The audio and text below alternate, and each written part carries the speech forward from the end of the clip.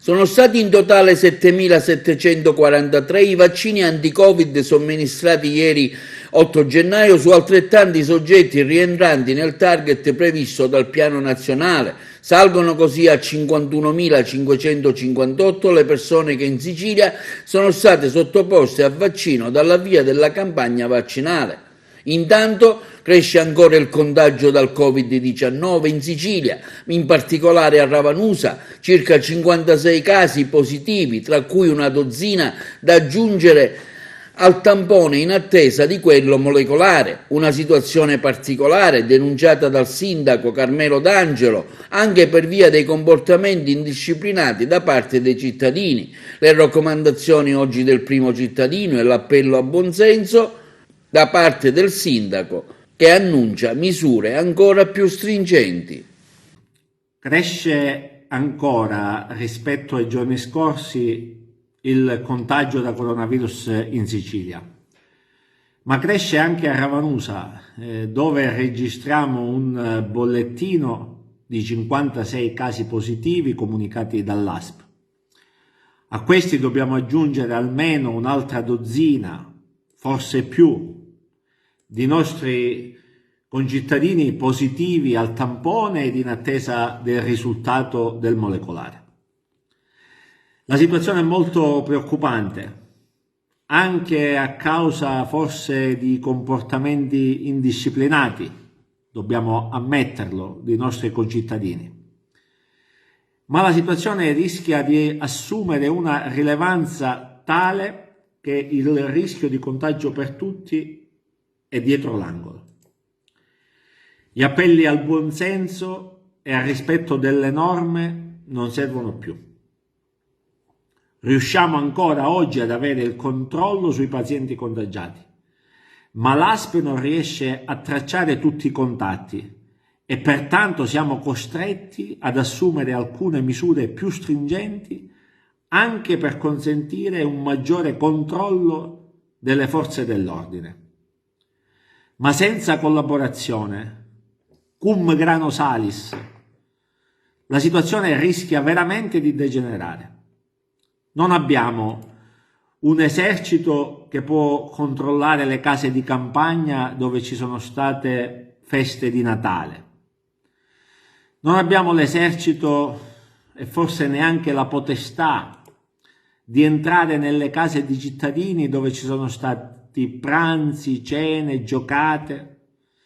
Non possiamo impegnare tutte le forze dell'ordine per inseguire chi confonde l'asporto con la consumazione a 3, 4, 5, 10 metri dai locali, perché non riesce a comprendere che in questo momento il caffè lo si può prendere benissimo a casa senza bisogno di incontrare gli altri. A messa prendiamo esempio da Papa Francesco, che riesce a celebrare anche con pochissime persone e non credo che commette peccato nel dare l'esempio del rispetto delle norme e soprattutto nel dare l'esempio del rispetto degli altri. Ecco, almeno in Chiesa diamo l'esempio di come bisogna comportarsi in questo momento. Il ministro Speranza oggi ha firmato un'ordinanza che individua la Sicilia come zona arancione.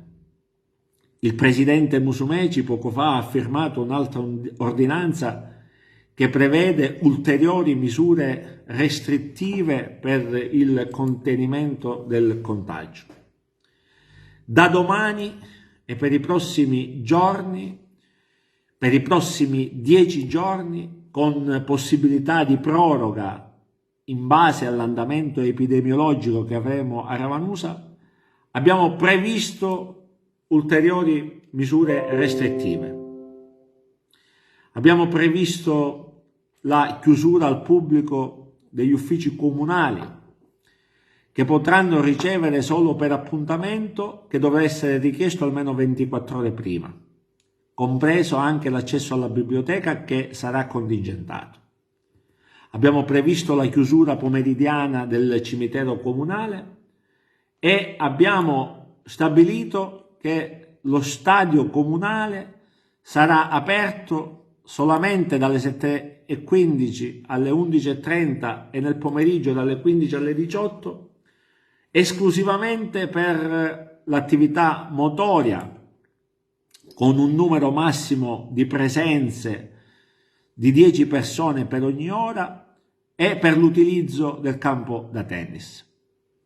Da lunedì è prevista la sospensione dell'attività didattica in presenza.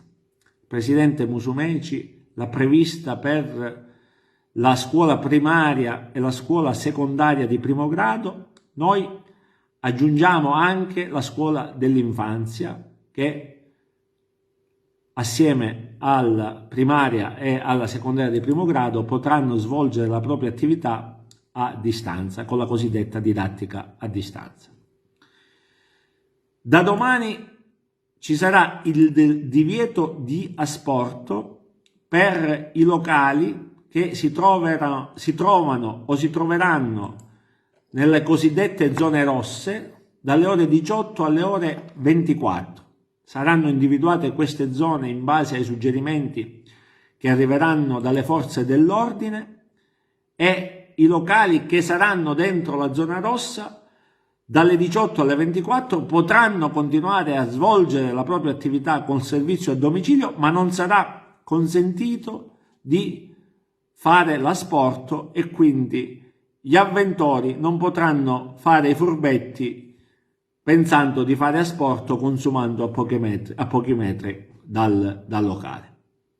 Mi auguro che non sia necessario assumere altri provvedimenti restrittivi nei prossimi giorni, e che ognuno di noi si dia le proprie limitazioni per garantire la propria salute e per garantire la salute della nostra comunità.